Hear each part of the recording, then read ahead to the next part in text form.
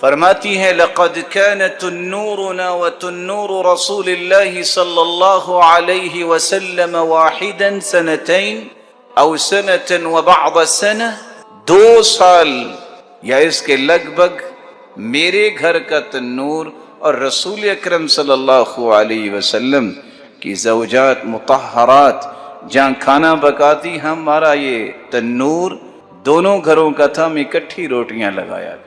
وما اخذت سورة قاف الا عن لسان رسول اللہ صلی اللہ علیہ وسلم كان يقرأها كل جمعة على المنبر۔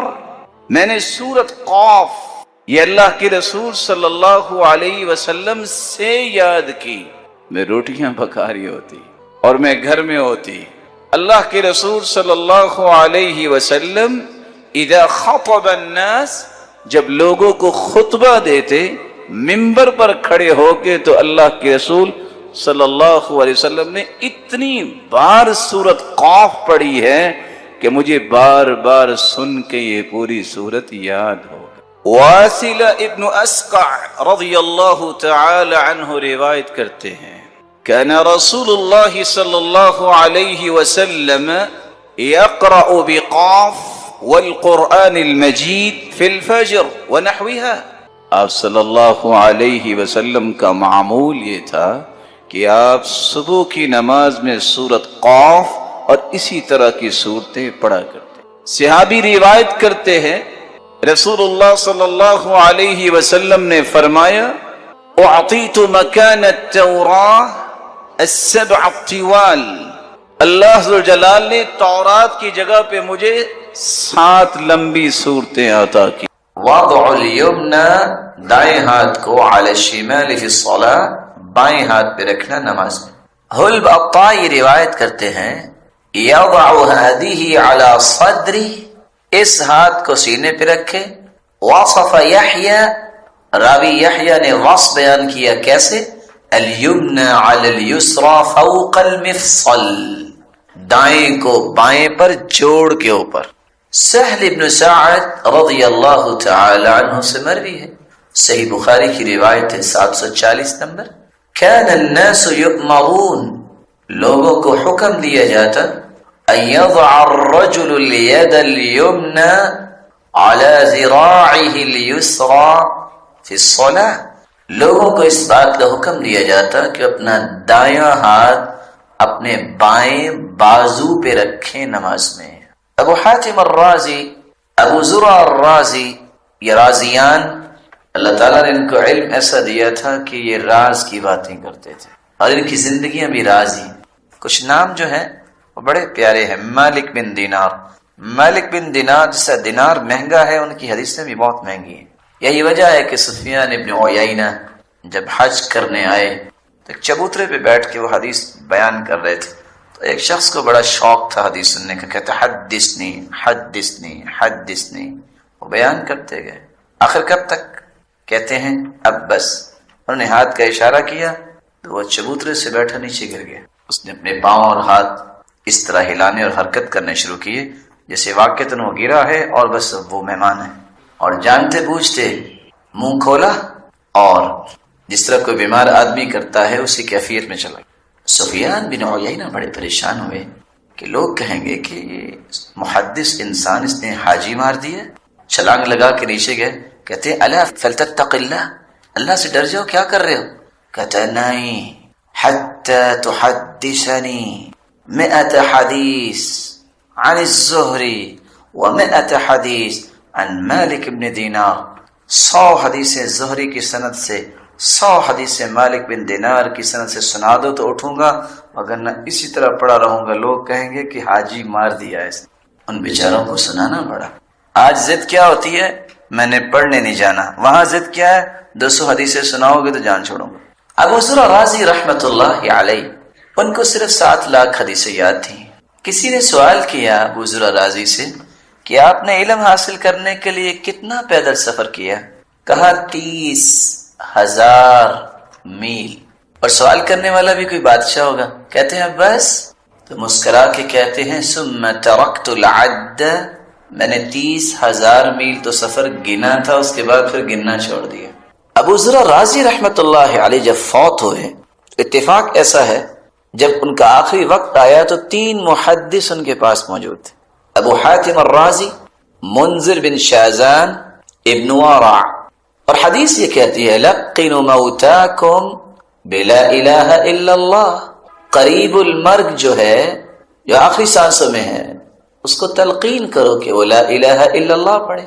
ومن كان آخر كلامه لا الہ الا اللہ دخل الجنہ، اور جس کی زبان پہ آخری وقت میں کلمہ جاری ہو گیا وہ جنت میں جائے گا۔ اب تینوں محدث اس سوچ میں ہیں کہ اب اتنے بڑے حدیث کے ستون کو ہم کیسے کہیں، مقام، احترام اور مرتبہ۔ تینوں نے مشورہ کیا کہ اس کا آسان طریقہ تو پھر یہی ہے کہ ہم وہ حدیث پڑھتے ہیں جس میں من کان آخر کلامہ لا الہ الا اللہ دخل الجنہ ہے، ان کو یاد آ جائے گا۔ تو ایک شخص نے پڑھنا شروع کیا، حدثنا ابو عاصم حدثنا بندار قال حدثنا عبد الحمید بن جعفر عن صالح، محسوس کروایا کہ آگے مجھے سند نہیں آ رہی۔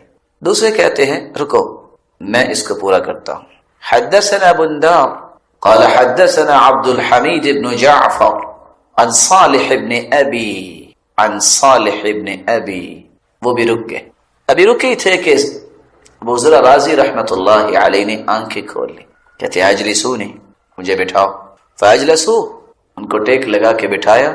کہتے ہیں یہ سند میں سناتا ہوں، حدثنا ابو عاصم قال اخبرنا بندار عن عبد الرحمن بن جعفر عن عبد الحمید بن جعفر عن صالح بن ابي عريب عن كثير بن مرة الحضرمي عن معاذ بن جبل رضي الله عنه قال قال رسول الله صلى الله عليه وسلم من كان آخر كلامه لا إله إلا الله، اتنے الفاظ پڑھے، دخل الجنہ کے الفاظ نہیں بولے، مسکرائے اور اللہ کے پاس چلے۔ ابن حجر اسقلانی رحمت اللہ علیہ قصہ نقل کرتے ہیں، سیدہ آسیہ علیہ الصلاۃ والسلام جب ان کی بھی جان نکلی تو مسکرا رہی تھی، کیونکہ انہوں نے دعا کی تھی رب ابن لی عندک بیتا فی الجنہ، اللہ میرا گھر جنت میں اپنے پاس بنا۔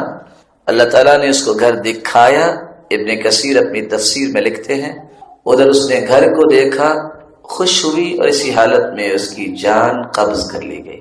تو یہاں بھی اللہ تعالیٰ نے ان کو جنت دکھائی ہوگی تو لفظ جنت بولنے کی ضرورت نہیں رہی، مسکرائے اور اللہ کے پاس چلے گئے۔ جب وہ فوت ہو گئے، محدثین کو خواب آئی، ان کے ساتھیوں کو، کہ ابو ذر رازی رحمت اللہ علیہ فرشتوں کو نماز پڑھا رہے ہیں۔ کہا ابو ذر یہ کیا؟ اللہ نے تجھے فرشتوں کا امام بنا دیا؟ قال برفع الیدین فی الصلاۃ، نماز کے اندر رفع الیدین کرنے کی وجہ سے اور اس کے اہتمام اور اس کے بیان کی وجہ سے اللہ نے مجھے یہ فرشتوں کی امامت نصیب دی۔ اللہ کے رسول صلی اللہ علیہ وسلم کی سنت کی حفاظت بہت بڑا انعام ہے کہ مجھے اللہ تعالیٰ نے برفع الیدین فی الصلاۃ، نماز کے اندر رفع الیدین کرنے کی وجہ سے فرشتوں کا امام بنایا۔ ہاتھوں کو سینے پر باندھنے کے بعد 9واں کام دعائے استفتاح۔ دعائے استفتاح کے مختلف الفاظ منقول ہیں۔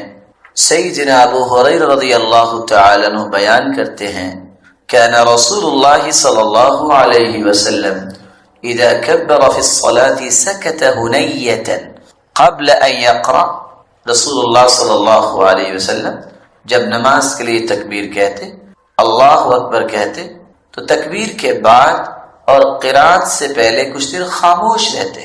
فقلت یا رسول اللہ صلی اللہ علیہ وسلم، میں نے کہا اے اللہ کے رسول صلی اللہ علیہ وسلم، بِأَبِي أَنْتَ وَأُمِّي، میرے ماں باپ آپ پہ قربان ہو جائے، أَرَأَيْتَ سُكُوتَكَ بَيْنَ التَّكْبِيرِ وَالْقِرَاءَةِ ما تقول، میں دیکھتا ہوں کہ آپ تکبیر اور قرات کے درمیان خاموشی اختیار کرتے ہیں اور آپ کچھ پڑھتے ہیں، آپ کیا پڑھتے ہیں؟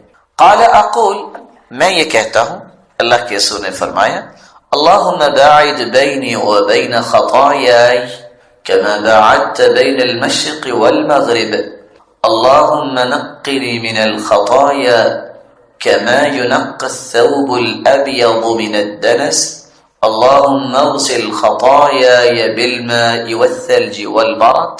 اے اللہ میرے اور میرے گناہوں کے درمیان دوری ڈال دے جس طرح تو نے مشرق اور مغرب کے درمیان دوری ڈالی. اے اللہ مجھے گناہوں سے صاف کر دے جس طرح سفید کپڑا میل کچیل سے صاف کیا جاتا ہے.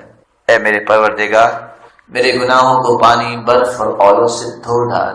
دوسری دعا سیدہ عائشہ رضی اللہ تعالی عنہا سے مروی ہے کہ ان رسول اللہ صلی اللہ علیہ وسلم اذا افتتح الصلاة رسول اللہ صلی اللہ علیہ وسلم جب نماز شروع کرتے قال تو یہ دعا پڑھتے سبحانک اللہم وبحمدک وتبارک اسمک وتعالی جدک ولا الہ غیرک. پاک ہے تو اے اللہ اپنی تعریف کے ساتھ اور تیرا نام کتنا بابرکت ہے اور تیری بزرگی بلند ہے اور تیرے علاوہ کوئی معبود برحق نہیں. تیسری دعا سیدنا انس رضی اللہ تعالی عنہ بیان کرتے ہیں ان رجلا جاء الى الصلاة وقد حفظه النفس. ایک آدمی نماز کے لیے آیا اور اس کا سانس پھولا ہوا تھا. فقال اللہ اکبر الحمد للہ حمدا کثیرا طیبا مبارکا